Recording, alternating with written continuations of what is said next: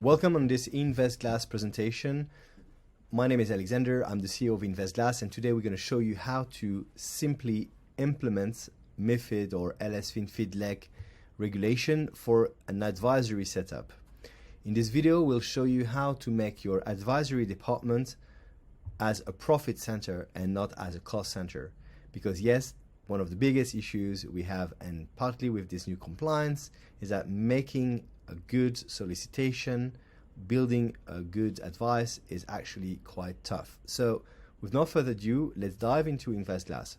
First, it's important to know that this video is not legal advice.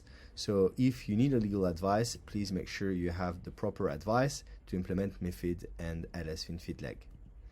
InvestGlass is #1 sales automation platform built here in Switzerland.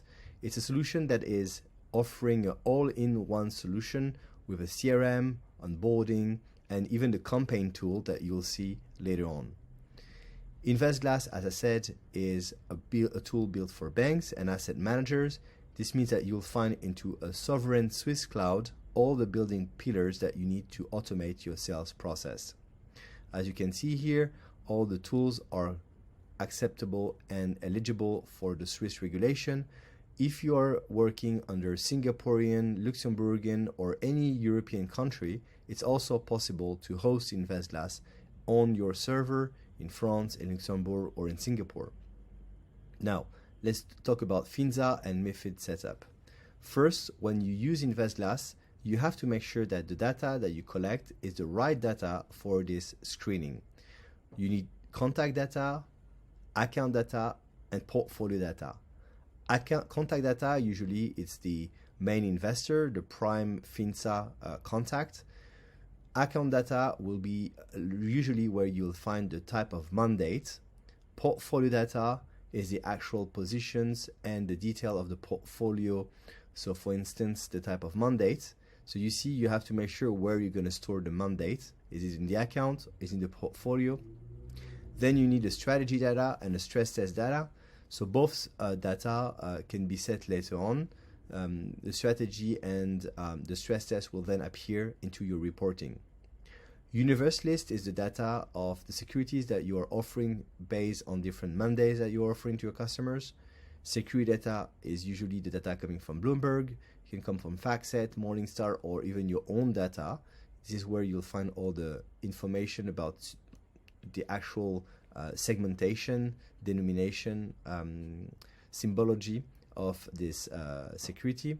And then the concentration data is how much of an asset class you accept per client segments. So it's important first that you have this data collected. This means that the data is, as you see here, coming from several points. It can come from your data providers. It can come also from your existing portfolio management system and existing CRM. What InvestGlass obviously offers, it's a CRM and a PMS, a portfolio management tool. So you can transport, download, upload, send all the data to InvestGlass to generate those solicitations.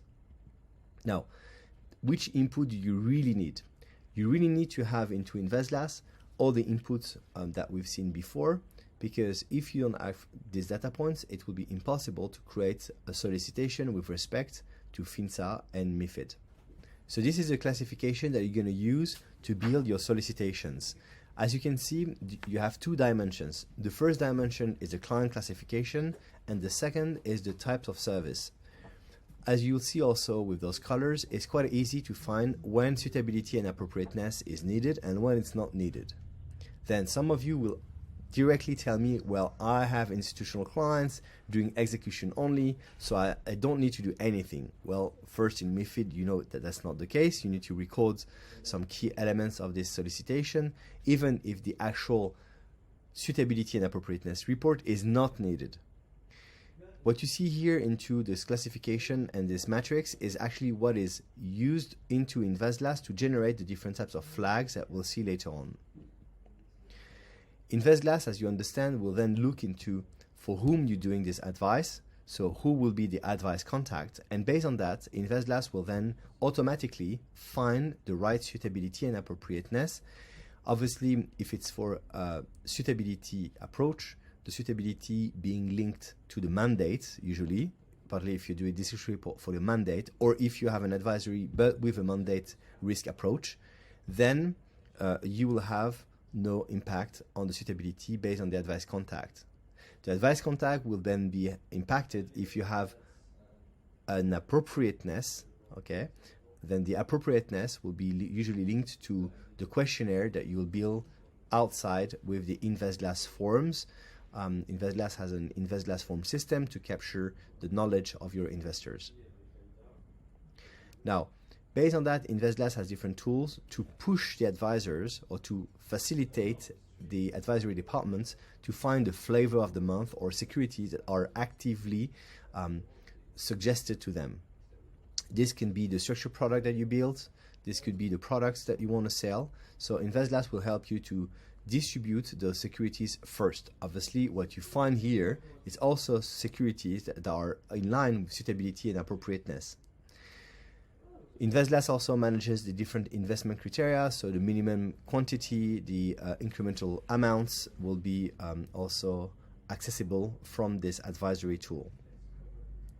Now, when you are doing your portfolio reporting, you want to make sure to find into your reporting the right columns. So once you'll be using InvestGlass, make sure that you also always customize it so that the view that you will find here with the portfolio system here, you can very easily find which portfolio has an issue with suitability and appropriateness. You filter them, and then you can start building suitability and appropriateness recommendations based on the client's knowledge and the mandate type. We build also a very powerful tool called Campaign. Here in the same place, you'll find different elements. First, the contact name and the portfolio, but also the stage, an amount, and the links directly to the actual solicitation. That's right. So it means that once you created the PDF with the actual content of what you suggest your customers to buy or to sell, this information will be directly sent to the banker or even to the client. Here in one line, you find all the information, and for the first time, you have a direct access to also the triggered action buttons. So giving a phone call, sending an email, everything will be in the same place, right? Because if you actually also change the stage, you want to make sure that you track correctly the interest of the client. So here, if I change the stage, for example, from transmit to RM, client revert yes or no, then automatically a pop-up page will show up with this contact report information. And here I'll be invited as a relationship manager or as an advisor to explain what happened. So eventually the advisory department will never work anymore for free. They will actually be part of the profit center, the same way you have a relationship manager, because they will have the same interest into finding the best recommendation to send to the right customer in the right time. So are you ready to start? Now, this migration methodology is quite easy to build. We do it with InvestGlass. The only thing then you need is a license of InvestGlass, and for that we work with 3 types of licenses: Starter, Enterprise, and Digital. Starter is for basic usage of InvestGlass. Enterprises will use automations. Digital will be using the client portal and the SFTP. If you're using InvestGlass for this process, you will need a digital, obviously, because you need to have data coming from Morningstar, Bloomberg, but you also need perhaps data coming from your existing portfolio management tool. I hope you enjoyed this short video. If you have more questions about how to build your own advisory with InvestGlass, let me know and send us a message at contact@investglass.com. Thank you.